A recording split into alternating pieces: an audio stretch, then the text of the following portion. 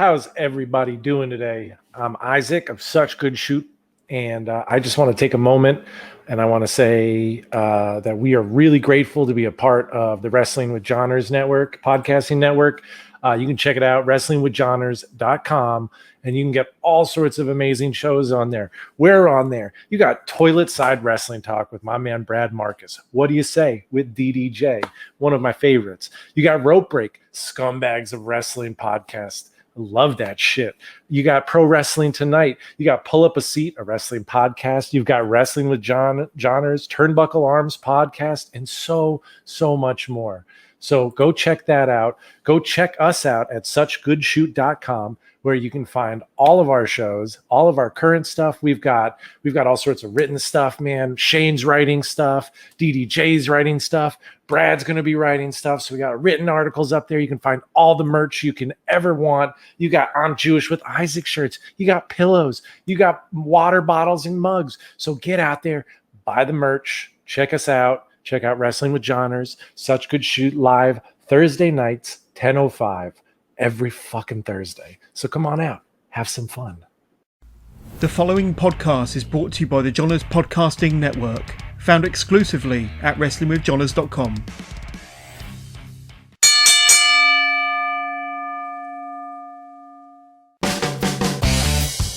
Attention wrestling fans. You're now about to listen to the band coming down the aisle from the main streets of South Elgin, Illinois, with a microphone in his hand and questions on his mind. This is Whaddya Say with DDJ.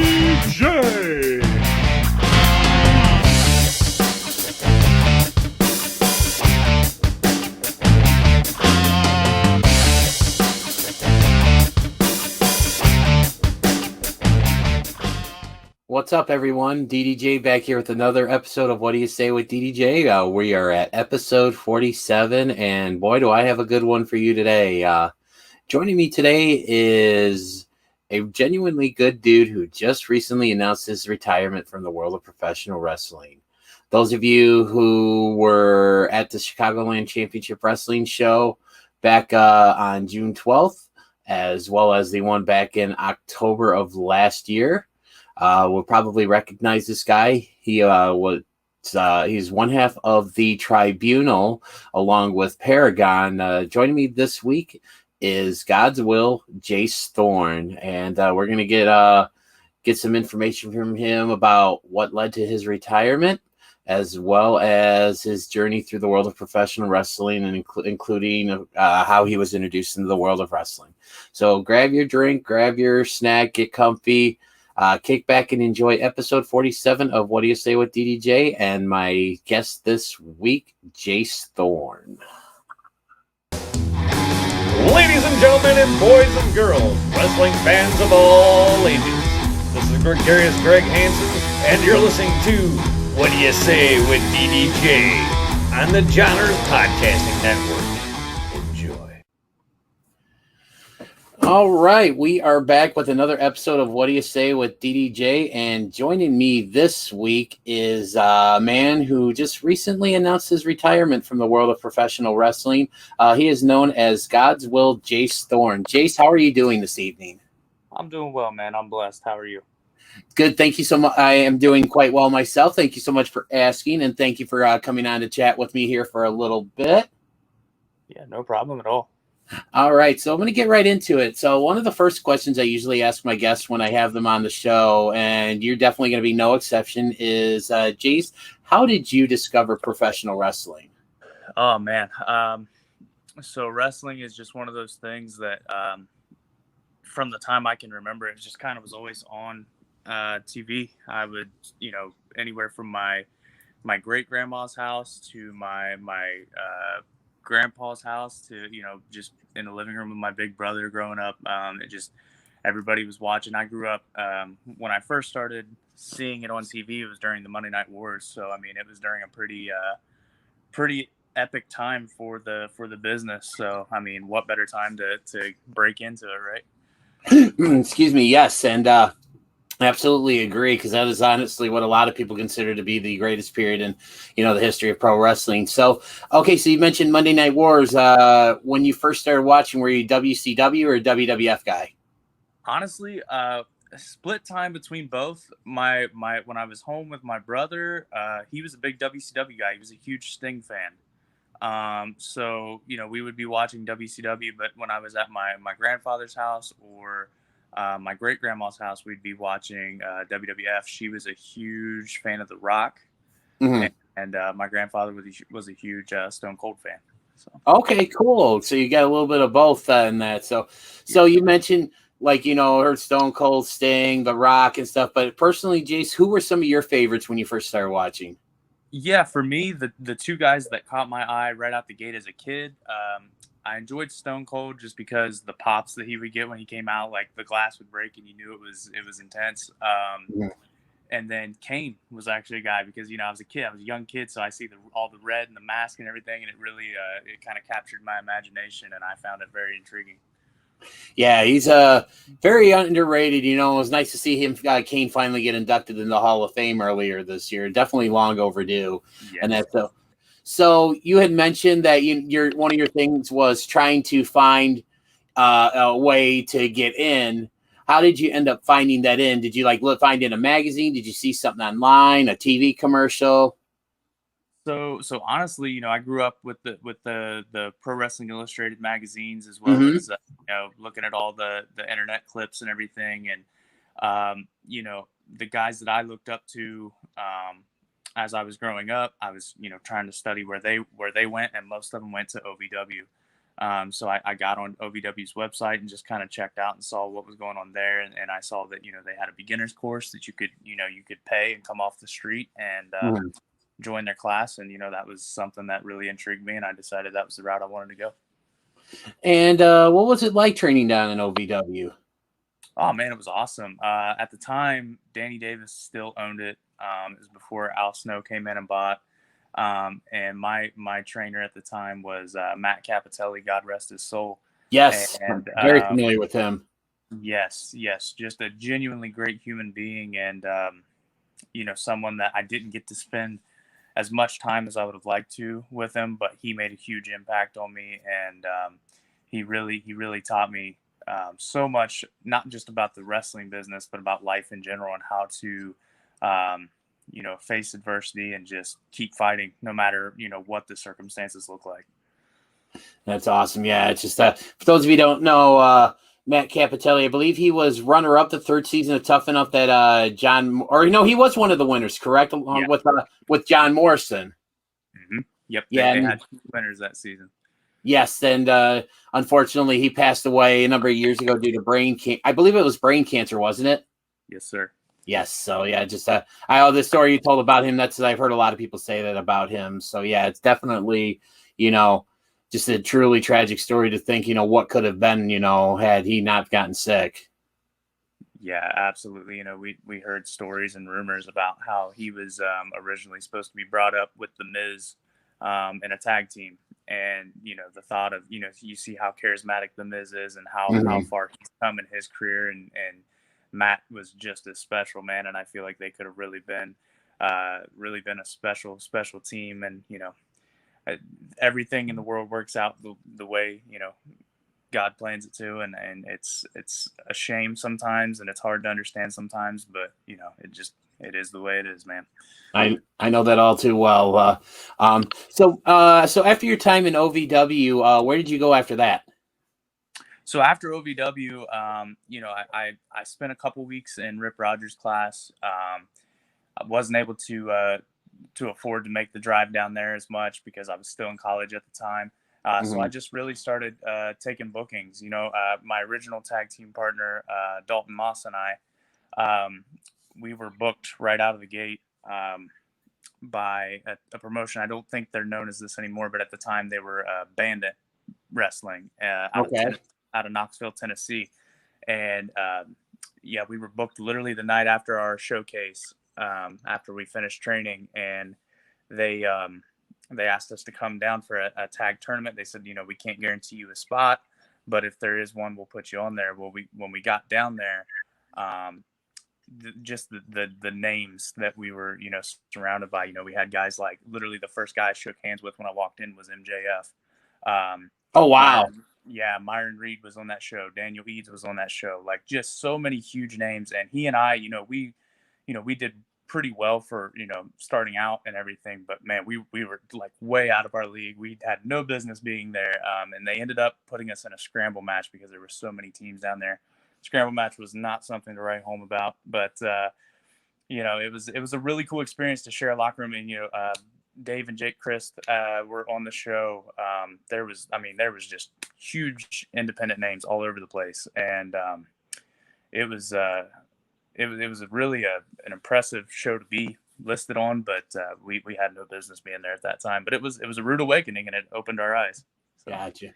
So you mentioned MJF, so I gotta ask. Was he as big of a jerk back then as he is now? Brother, he lives the gimmick. That's what I hear. He lives the gimmick, man. That's awesome. He was fun to be around, though, and it's a cool experience to think, that shared a locker room with him, and you see how far he's gone, and it's really impressive. So. Yeah, absolutely. He's the biggest jerk in the world, but there's no denying he's like uber talented. Oh man, and at such a young age, man, it's very impressive. Yeah, very. All right, so going on from there, when did you start what were some of the organizations that you started working for once your training was done, and you found yourself kind of starting to okay, this is a place where I can kind of see myself, coming, to work, every week or every month, depending on when they ran shows? Yeah, I started out, in the Kentucky area. I worked a couple of smaller shows down there. Then my biggest thing was I want to get as many places as I can. So, I ended up working in 8 different states in the 4 years that I was active. And, I worked for companies like Infinite Pro Wrestling, WTF, Wrestling Theology Fellowship. I worked with KZW, NEW. Multiple. I think I ended up. I have a list of I think it was 25 different promotions that I worked for, and really the ones that I stuck with the longest were KZW when I was first cutting my teeth, and then it turned into Wrestling Theology as well as NEW. I was working for those guys quite a bit, and Chicagoland was another one that really stepped up there towards the end and started to give me a shot as well. So, yeah, we'll obviously get into Chicagoland a little bit later here as we kind of get on in the interview. But you mentioned WTF, Wrestling Theology. Was it Fellowship or Federation? Fellowship. So obviously, those that, may not be of a religious background, such as myself and stuff, what is that? Obviously something like a Wrestling Theology Fellowship is probably something different than your traditional wrestling organization. Am I correct in saying that?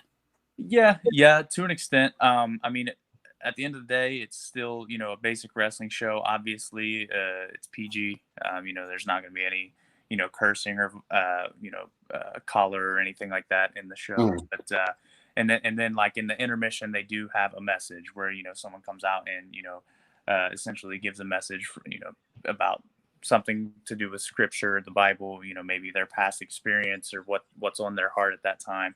And it can be anyone from a wrestler or somebody that's working for the promotion, or even the booker. There's multiple people that have given the message. Gotcha.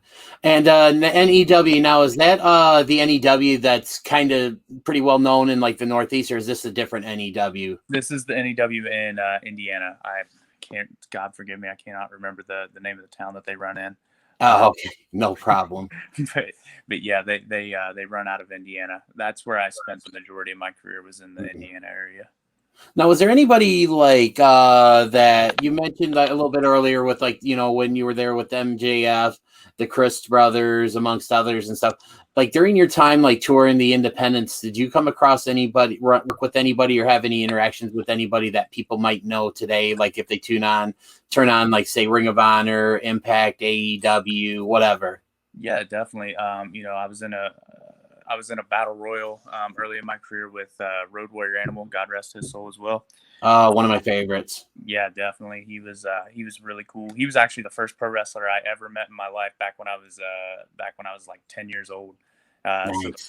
So the fact that it came full circle and I got to work with him in a battle royal was really, really special. And then I also interfered in a match that Carlito was in, and got to cause a little bit of a chaotic finish in that. So that was really cool too, because he was a guy I grew up watching as well.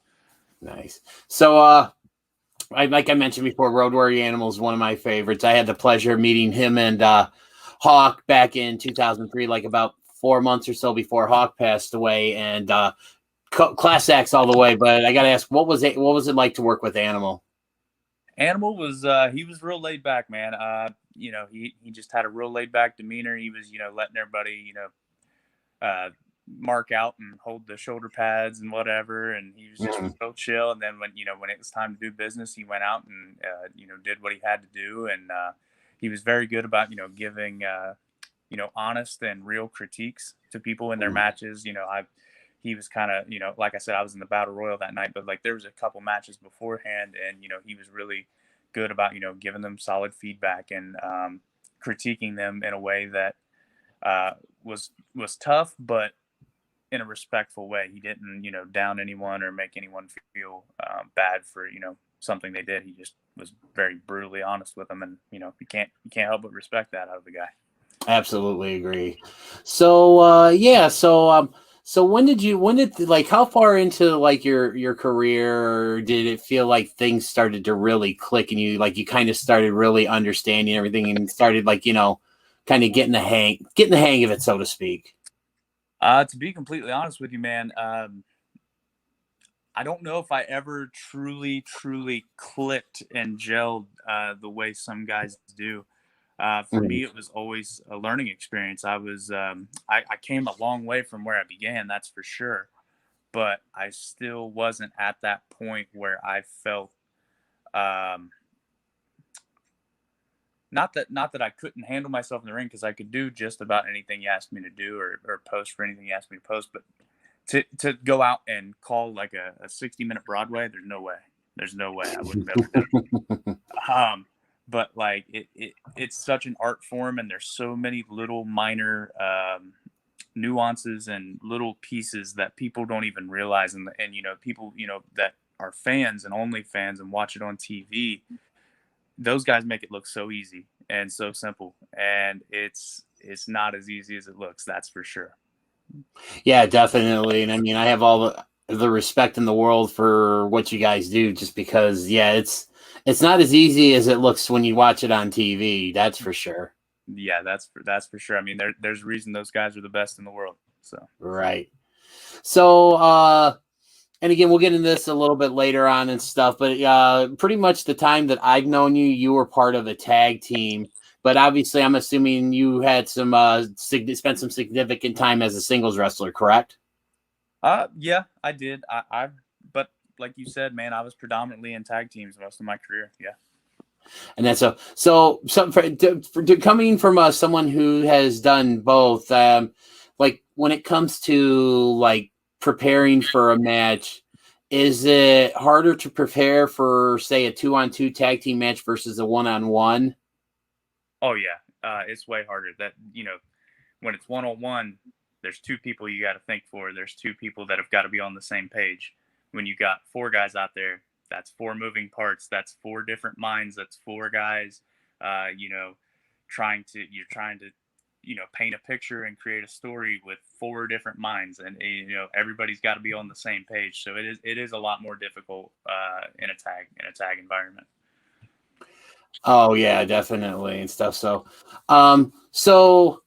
since we're talking about tag teams, who is your favorite tag team of all time and why? Oh man, that would be Los Guerreros, man. Oh, okay. And that's how Paragon and I connected right out the gate. I am a huge Eddie Guerrero fan, man. Always have been, always will be. Also a big fan of Chavito. He's very underrated and underappreciated. Absolutely. I have an enormous amount of respect for that guy and his work, and you know, the body of work he's put into every promotion that he's been a part of. Um, Man, I loved those guys. They, you know, that was the time when I can really remember more than anything sitting down and really watching with my grandpa. We would watch SmackDown back in those days when, man, they were just loaded with talent. And oh man, so much fun. The whole cheating to win thing. That's literally my first tag team out of OVW with my original partner Dalton Moss. We were, our tag name was the Smooth Criminals, and we ran a super similar gimmick. We were the guys that found a way to, you know, smoothly cheat to win and operate and everything. And man, it, like, just the entertainment factor on that and the fact that they were supposed to be heels and became such big baby faces, like, it just goes to show how entertaining and how awesome that truly was. Right. And I liked a couple of things I want to kind of talk about here real quick. You know, after you mentioning that, one, you mentioned your partner Paragon, who I had, you know, on my show a few episodes back. I believe it was episode 27. And I tell people to this day that it's probably, out of all the interviews I've done, probably one of, if not my best ones and stuff. And we did spend a lot of time talking about Eddie Guerrero. So it's nice to see that that's ultimately kind of like how you guys started your, you know, your friendship and stuff. But, yeah, kind of going back into the tag team, the Smooth Criminals, this begs the question, were you guys lucky enough to have been able to use Michael Jackson's Smooth Criminal as your entrance theme? We actually ended up using the Alien Ant Farm version of it. Oh, nice. We did. We used the Michael Jackson a couple times, but we normally use the Alien Ant Farm version. And it was actually just it was a rib on him. We were, you know, we had been a tag team and we didn't really have a tag name for the longest time. And we always traveled together. And every time he would plug his phone into the GPS in his car, it would connect to Bluetooth. And Alien Ant Farm being an A, it was the first song that would play every single time. It would just always just bam. And he would just get so annoyed with it. And when we were trying to come up with a team name, I was like, we're the Smooth Criminals, man. We're coming out to Alien Ant Farm. And it just stuck and it became a thing. Wow, that's a great story. So so knowing that your buddy was like really annoyed because, you know, we plug in the iPhone and stuff, I know that feeling where it gets that one song that you really don't want to hear every single time you plug in your phone and stuff. What was his reaction like when you suggested Smooth Criminals as your tag team name? Did he kind of give you like one of those seriously type looks, or? It was an eye roll and a chuckle, because that was just that's the relationship he and I've always had, always just trying to one up each other and rib each other and just always giving each other a hard time. But he actually ended up liking the idea of it, and it ran for quite a while. We did it for about a year or so. Nice. And when you left OVW, did he come with you, or was he still around? Did he stick around OVW after you left? He came with me because we were both from Ohio. We actually, it was the craziest thing. We connected there. It was the first time we'd ever met each other, and we lived 20 minutes away from each other. So that, you know, just all kind of lined up and made sense, and that's how the tag team got started, and the friendship got started and everything. But yeah, he came with me, and we just, you know, we'd help each other get bookings, and then we met Paragon along the way, and we all three of us would ride together and help each other get bookings and everything. Okay, so let's get right into it. How did you meet Paragon? Like, what was the story behind? What was the origin story between you guys meeting? So I was there for Paragon's debut match. I had started taking bookings, gosh, like I think a month or two before he started, and we were in a very janky, rundown promotion in Ohio that had no business running, and, you know, we were young green kids that thought, oh heck, we got a booking, we're doing all right for ourselves. And we got there and started chatting, and literally got on a conversation about hot sauce at first. That was literally the first conversation we had, was about hot sauce. I can't remember why or how it got brought up.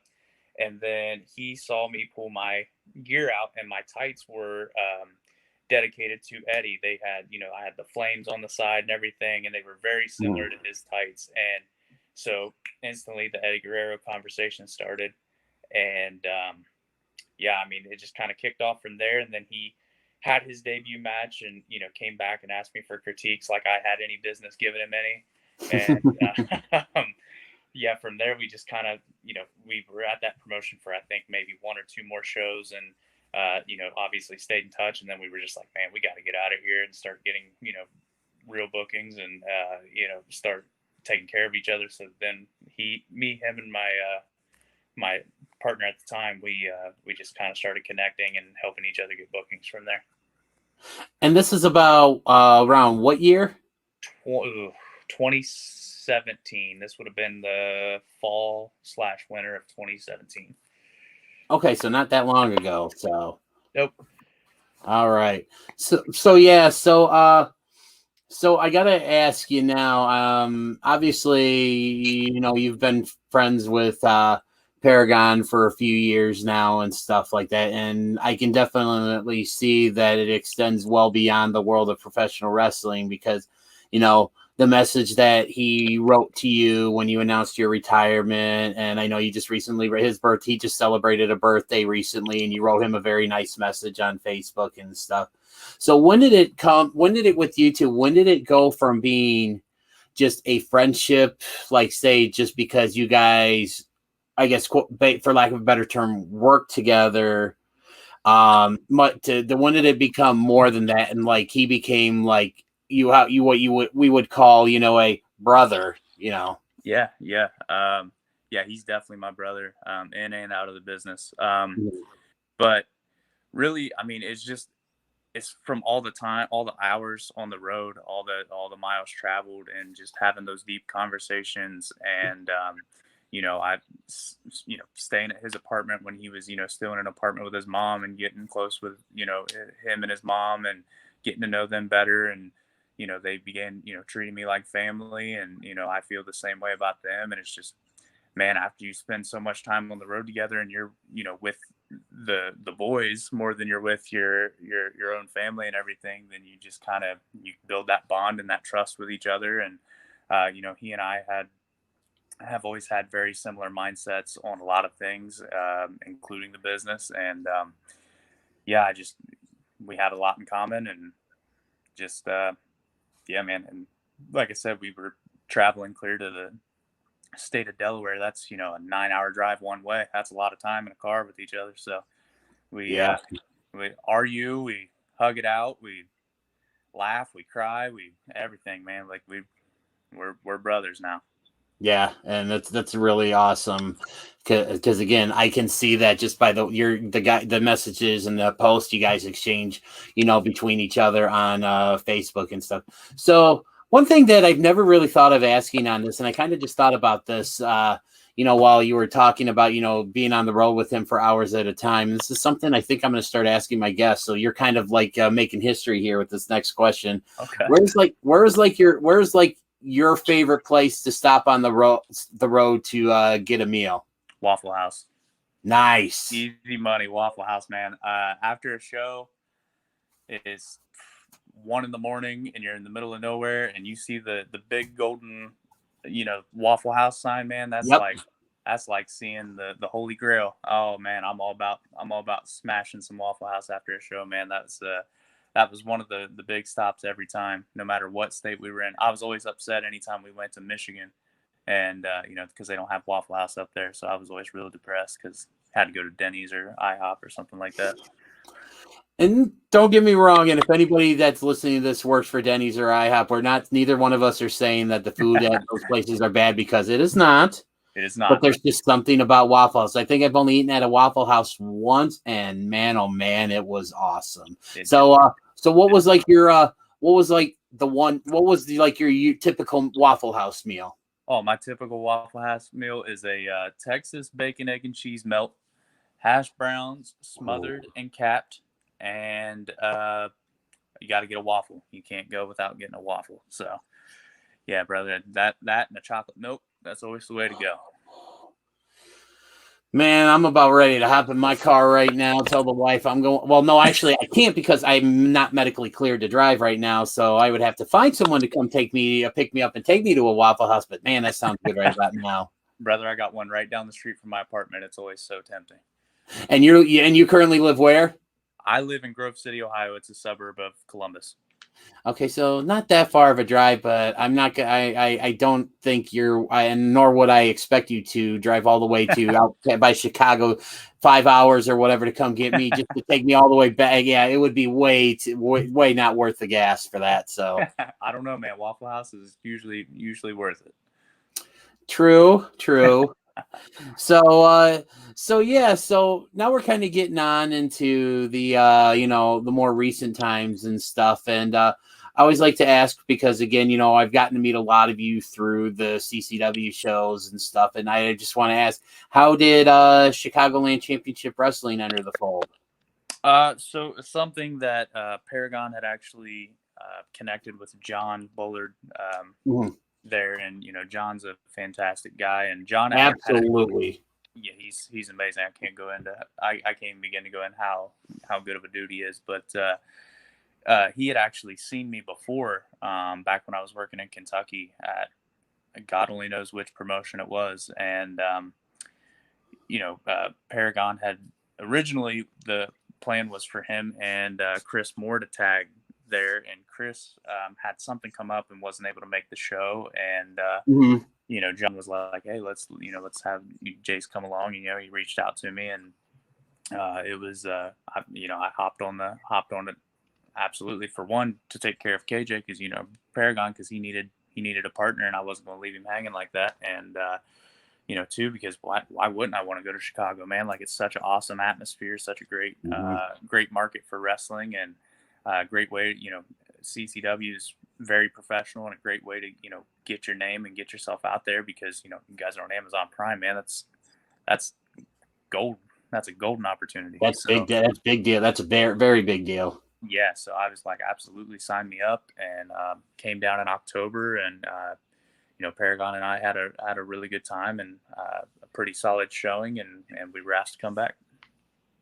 Yeah, and both matches that you've had in CCW were against No Coast, Crazer and Blues. Now the match you just recently had a couple weeks ago got pretty violent and stuff. I believe there was like a little bit of bloodshed, and someone had to go to the hospital. And I also believe you guys, or at least Paragon, was up to something after the show concluded with one of the voices of CCW, Steve Aarons, and stuff. And yeah, so tell me what it was. First off, before we go into the whole thing with Paragon and Steve, what was it like working with No Coast? No Coast was they were a lot of fun, man. They're very creative. They're very entertaining, and they're solid hands in the ring. Those guys are they have a lot of potential. They have a lot of things going in the right direction for them. I think they can definitely make some noise in the Midwest, and really anywhere they travel, in the tag division. They were a lot of fun to work with, man. They got super creative with some of the promos, and so did we. We went back and forth, and had a really solid promo battle, and it was a lot of fun, because when they put something new out, we were like, man, now we got to up the ante. We got to try something more, and that's when it's fun, when your opponent is forcing you to get more and more creative and think outside the box and do something to get the people excited, and like wanting to see the match, and wanting to see, okay, who's going to fire the shot next. Like, man, this is crazy. And man, we had a lot of fun with that. They're awesome. Yeah, I was going to say, you talked about the promo videos they did. The one that instantaneously grabbed my attention was the Wayne's World style one they did. I love the Wayne's World movies, and seeing that was just, it was awesome. And I was like, okay, these guys are cool. Yeah, and I think the dynamic of our two teams being polar opposites. You know, they Yes. were more fun loving and let's, you know, spoof, you know, movies and this and that, whatever. And we were more serious. We're taking care of the neighborhood. We are a mob. We are taking care of business. You know, we're here to handle, you know, the dirty work, so to speak. And they were, you know, all fun loving and laid back. And I like the story that we told where we really were forcing them out of their comfort zone and forcing them to essentially grow up and be, you know, really come at us and be manly about it. And it was a fun dynamic and a fun story to tell. Yeah. Okay. So that actually leads me into a question here that I definitely would like to get your insight on. You talked about, you know, the promos and kind of going back and forth and doing, you know, the whole idea of one-upsmanship, and then also to the storytelling as well. How important do you feel like that storytelling and like promos and, you know, the whole kind of, I guess it's kind of like the Michael Jordan aspect where how when he played, he made everyone around him better. You know, it's like you had to up your game and stuff. Like, how vital are those having those mindsets to the overall professional wrestling product as a whole, in your opinion? It's huge, man. You look at the Monday Night Wars, like they had to outdo each other. They had to one up each other. They were always fighting for ratings and fighting. And at the end of the day, the promos, the storytelling, that's what puts asses in the seats. The cool moves and the crazy flips and dives and stuff. Yeah, that's all sweet. That's all cool, and it's all part of a show, and it can be. But the promos, the storytelling, all of that's what puts asses in seats, and that's what makes people want to tune in. Because I can be honest with you, like growing up, I can remember story like from what I watched as a kid when I was infatuated with wrestling and I was living in kayfabe. I can't tell you what moves were done, what sequence of moves were done, how, you know, what this dive looked like or anything like that, but I can damn sure tell you what that story made me feel like. And I can tell you, you know, the heels that I would get so just angry with that I wanted to punch a hole through my TV screen, and the faces that I was so behind and wanted them to win and was so down when they got cheated out of a victory. Like the storytelling, man, that's what the business is. That's what it's supposed to be. And I feel like sadly that's an art form that's been lost in a lot of ways these days.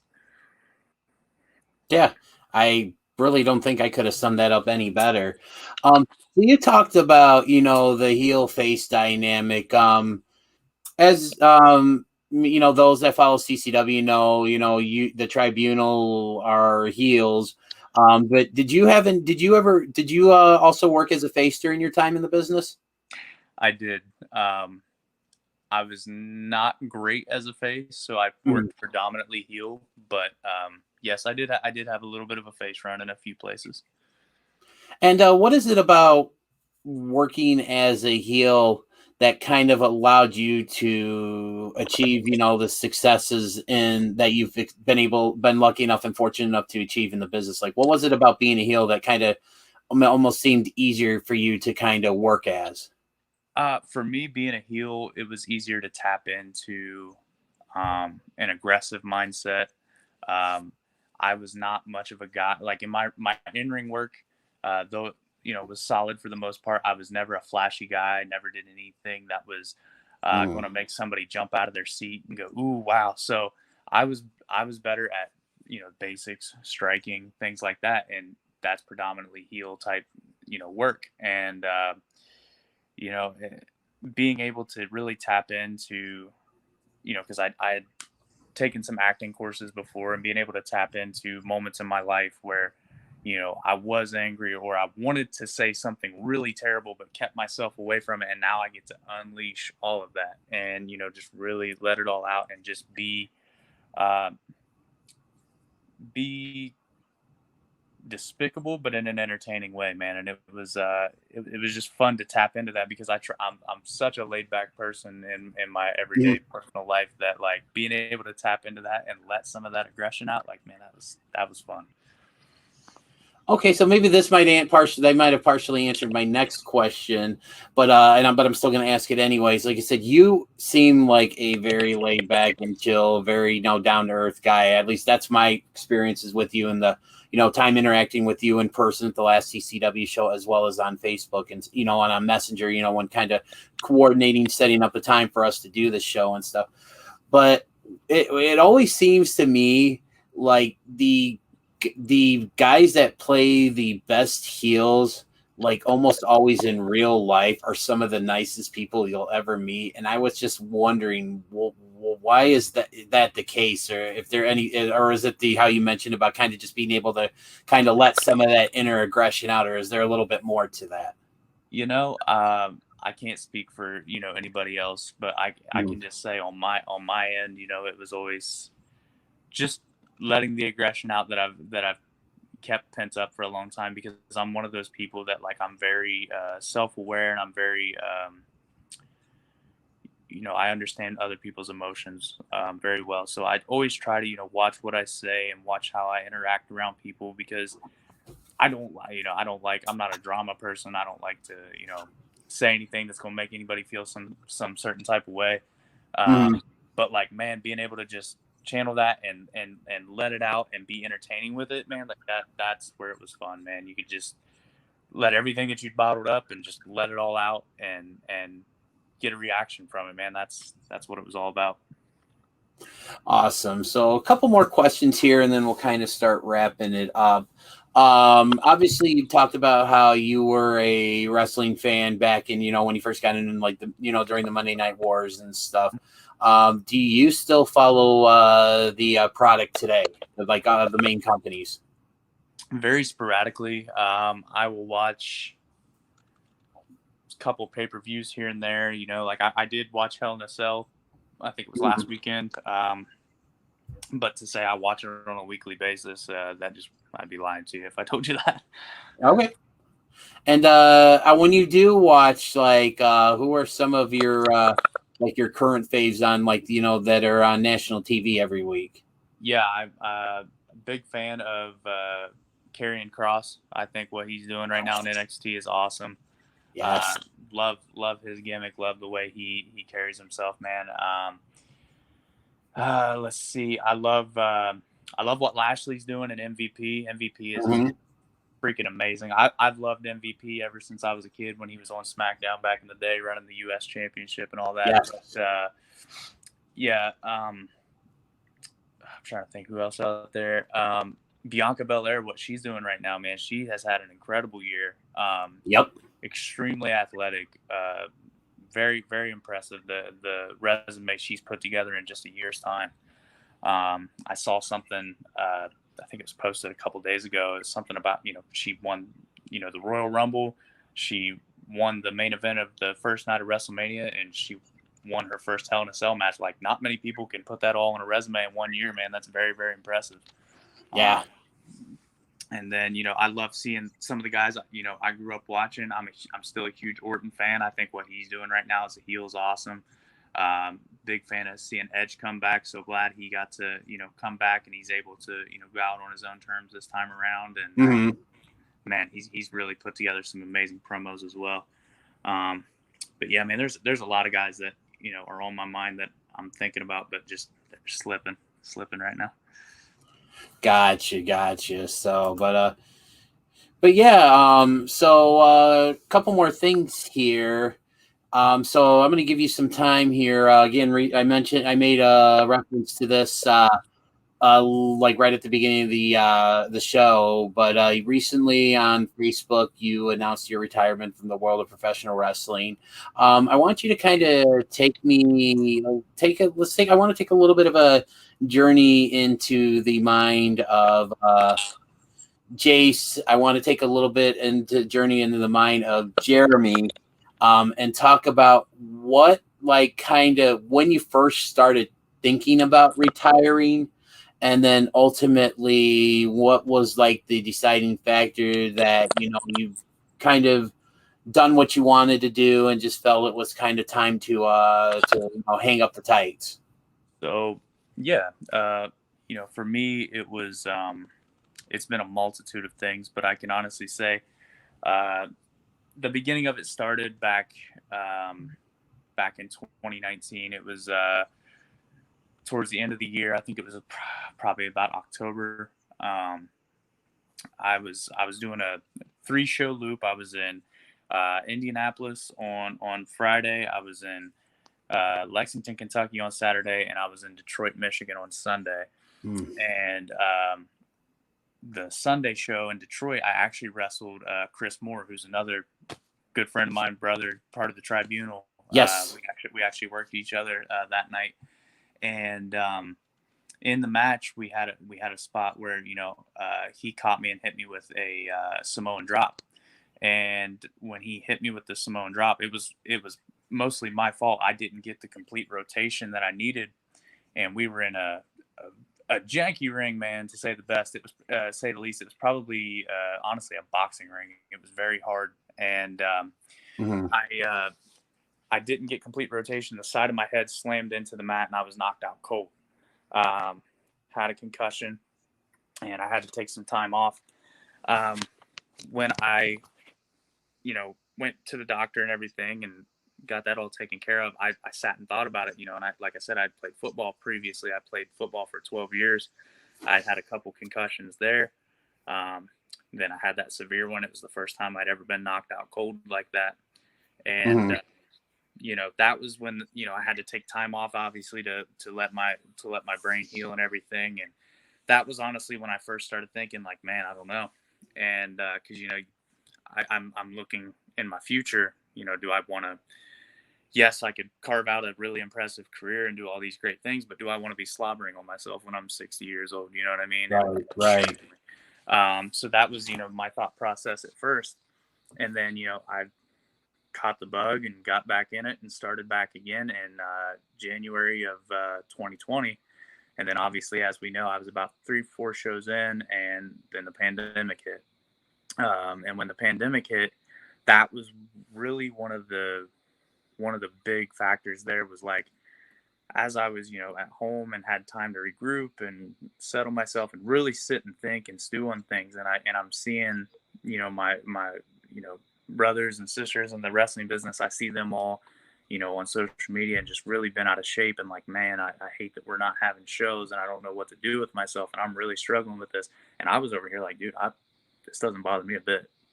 And that right there, like, opened my eyes, like, man, if this isn't bothering me, that I can't do this, then maybe it's time to step away.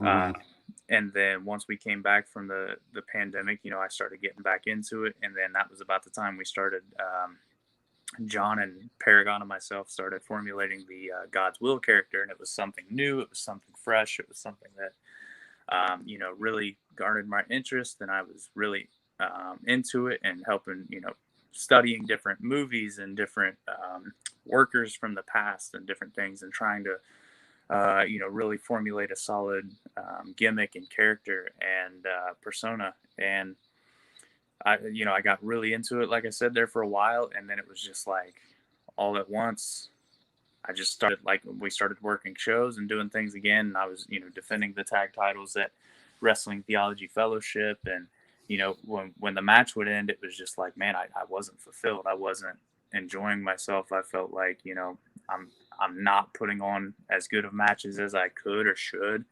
And, I was trying everything I could think of to rekindle my passion for it. And it just felt like it wasn't coming. So, ultimately I decided, I knew it was close. And then obviously I just recently got engaged, and Congratulations. I appreciate that, man. And my fiance and I, we have a baby girl on the way. She's due here in about a month and a half.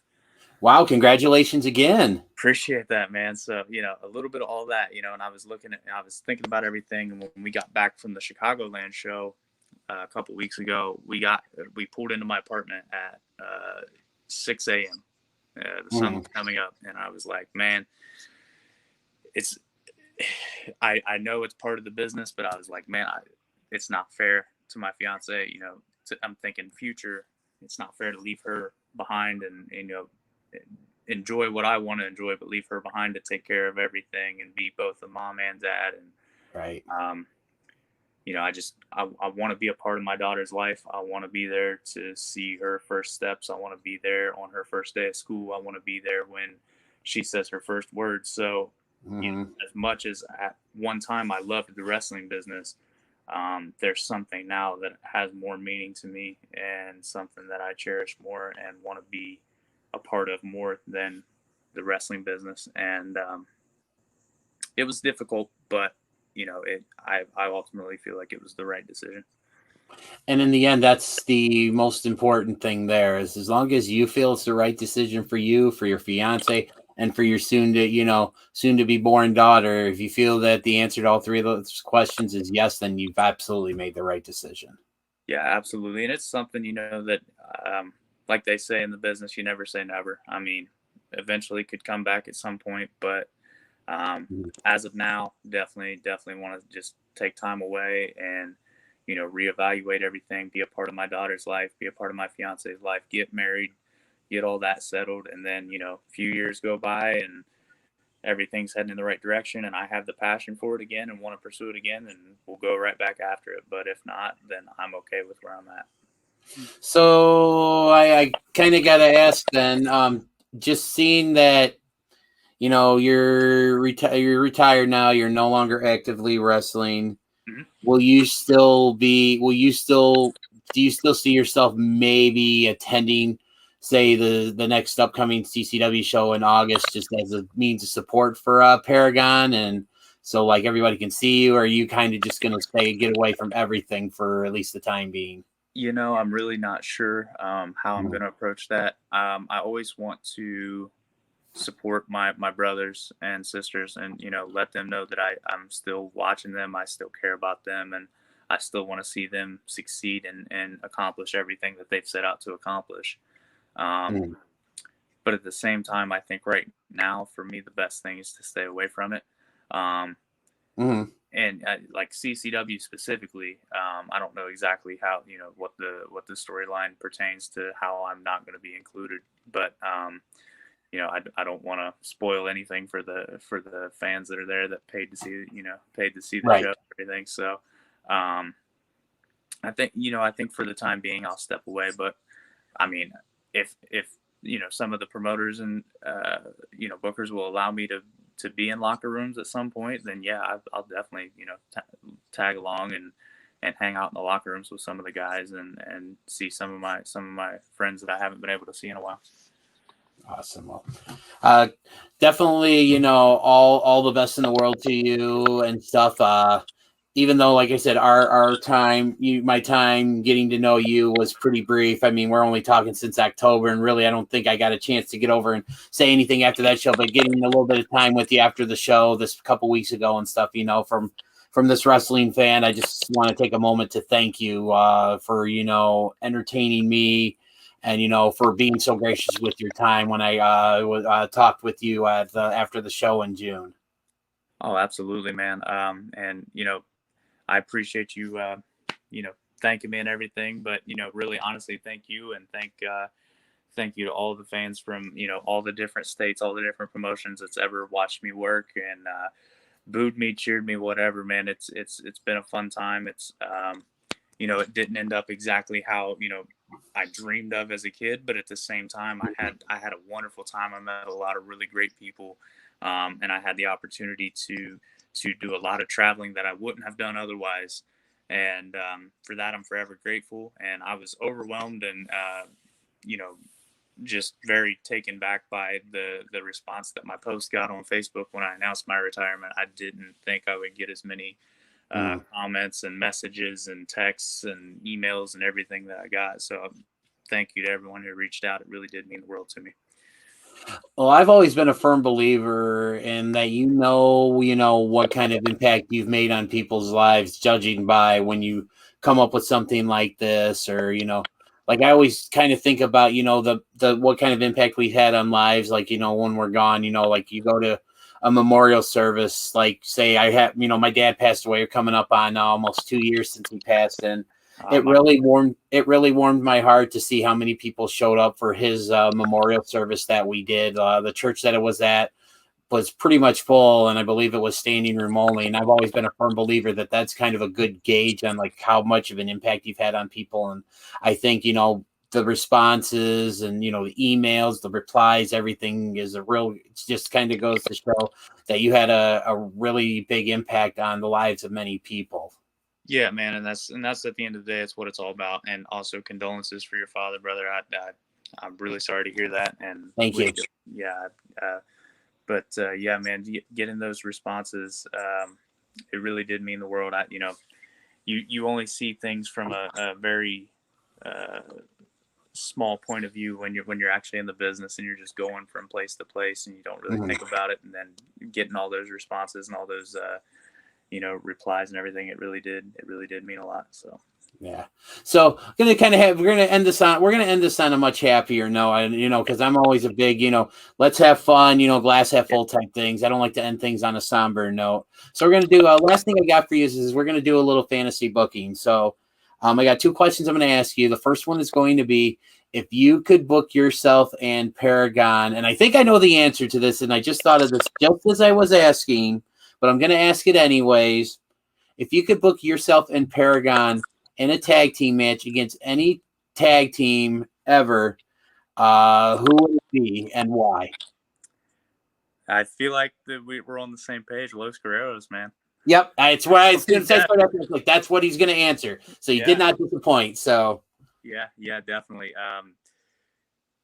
I feel like once again with the Tribunal and what we had going, where it was a way more serious dynamic, and you look at the Los Guerreros and they were all fun and joking and cheating and finding a way to make fun of it and everything, man. I feel like the promos leading up to that, the story leading up to that, it would be amazing, man. It'd be so much fun. Awesome. And then now if you could book yourself in a match against anybody, but there's a little bit more to this one. It's going to be against anybody, living or dead. Who would it be? What kind of a match would it be? And if you could pick an arena for it to be held in, where? Okay, so this one might actually surprise people, but for me, it would be myself versus John Cena. Okay. Because everybody's like, oh, John Cena, not that guy. But man, could that guy tell a story? People hate him so much, but man, I love his storytelling. And for me, it would be, honestly, just a singles match. Just a singles match, with a solid build. And as far as venue goes, it would be Ford Field in Detroit. I'm a huge Lions fan. I have a lot of memories. I've seen that. And I have a lot of memories in Ford Field. It holds a special place in my heart, and that would be an awesome place to main event a show for sure. Awesome. Well, you're a Lions fan. I'm not going to hold that against you because I'm a Bears fan. Well, so I'm not against you, brother. Thanks, man. I appreciate that. But man, dude, this was an awesome interview. I thoroughly enjoyed it. And again, thank you so much for taking the time to do this with me. Before I let you go, how can people stay in contact with you? Yeah, man. I took down my Jace Thorn Facebook page, so it's not there anymore. You can follow me on my Shoot Facebook page. It's just my first and last name, Jeremy Horn. And then my Instagram and Twitter handles are both the same. It's at Jeremy Horn 50. You can just punch the follow button on there. I'm not much of a follow these days. I don't really post a whole lot, but there'll be some baby photos here pretty soon, so maybe that'll get some people to follow. Oh yeah, absolutely. Everybody loves a good baby picture on Facebook. Yeah, for sure. And that's so. And then, do you still have a way for people to support you by buying any kind of merchandise? Actually, I just thought about that. I still do have some shirts available. I may post a link on Facebook and just do a flash sale and sell them pretty cheap. But I'm also I think I still have a page on Pro Wrestling Tees. It's under Jace Thorn. I have a t-shirt on there. A guy, God forgive me, I can't remember his name. It's been couple years ago now, but he did a phenomenal job, made some really sweet artwork for me, and it's a really cool t-shirt. So Awesome. Well, my man, Jace, Jeremy, whatever you want to call yourself, thank you so much for doing this with me again. I wish you the best of luck with the future. Good luck with everything with the upcoming birth of your daughter. I eagerly await the posting of the photos, because having a 6-year-old, I was there when my son was born. In fact, I think less than 5 minutes after he was born, I had already posted this first picture on Facebook. So yep. I'm really excited, man. And Dennis, I greatly appreciate you taking the time out to interview a guy that's retired, man. I appreciate it, man. I wasn't expecting it at all, but well, I'm gonna shoot here and just tell you, like I said, I was just so impressed with the way that you carried yourself in the ring. And then, like I said, having gotten a chance to talk to you for a little bit after the show in June, just the way that you carried yourself, out of the ring and stuff. I was just like, I got to get this guy on. And this was even before you had announced your retirement. Like, I'll actually tell you this.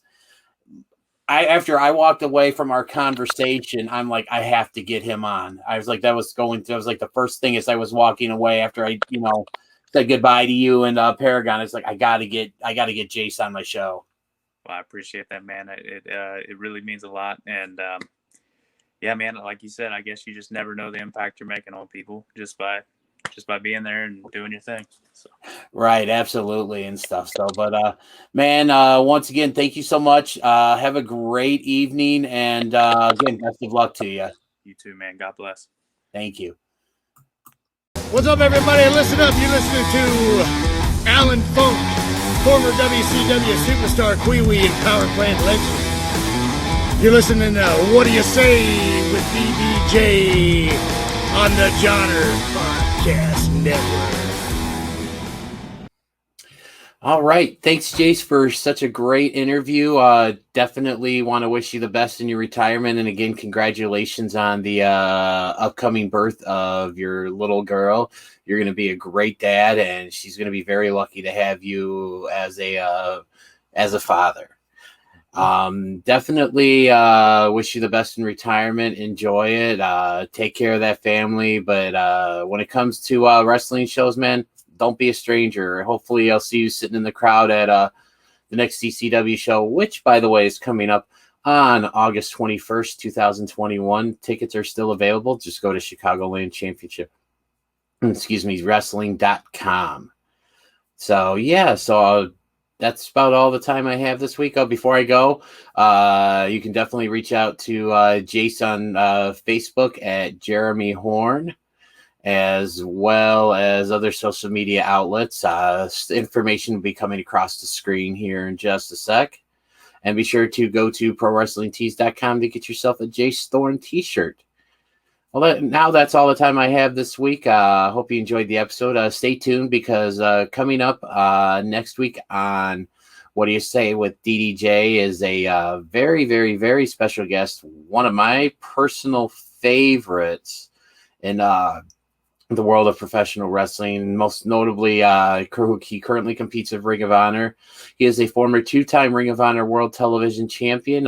He is wrestling's last real man, Silas Young. So definitely be on the lookout for that episode. It'll be episode 48, which will drop on at 12 a.m. on July 5th. And it'll be a good way to get yourself ready for the upcoming Ring of Honor pay-per-view, Best in the World. That'll be happening on July 11th, which is available on Honor Club, Fight TV, I believe traditional pay-per-view as well. All right, guys. Well, have a great night, and I hope you enjoyed the show. And don't forget to tune in next week for my very special interview with wrestling's last real man, Silas Young. Thanks for listening, everyone. Oh, hello. My name is Isaac. I'm one of the hosts of Such Good Shoot podcast. And I'm here today to do one thing and one thing only. And that's try and get your money. So if you have any money, please give it to us. Give it to us now. Go to patreon.com/suchgoodshoot. give us your money. If you want something physical instead of just something fake and ethereal that you get with Patreon, you want something physical, but still give us your money? We've got a merch shop, suchgoodshoot.com/merch. Give us your money, please. We want it. We want a lot of it. If you want a variety of wrestling news and history, look no further than the Scumbags Wrestling family of shows. On Wednesday nights at 6 p.m., join Sean, Steven, and Jonesy as we look for the best of the best and break it all down in a unique tournament format on Fantasy Warfare Tournament. Then Thursdays at noon, take a look back at the rich history of our great sport with This Week in History. Relive title changes, births, deaths, and some of the best events of all time. Finally, join us for the latest in wrestling news, show results, and predictions Thursday nights at 8 p.m. for the Scumbags Wrestling Podcast. The Scumbags Wrestling can be found on Facebook, Twitter, Twitch, YouTube, and Instagram, along with our audio versions on Stitcher, Spotify, iHeartRadio, or anywhere else you get your podcasts from. We're a proud part of the Ontario Indie Wrestling Podcast Network and the Johners Podcast Network.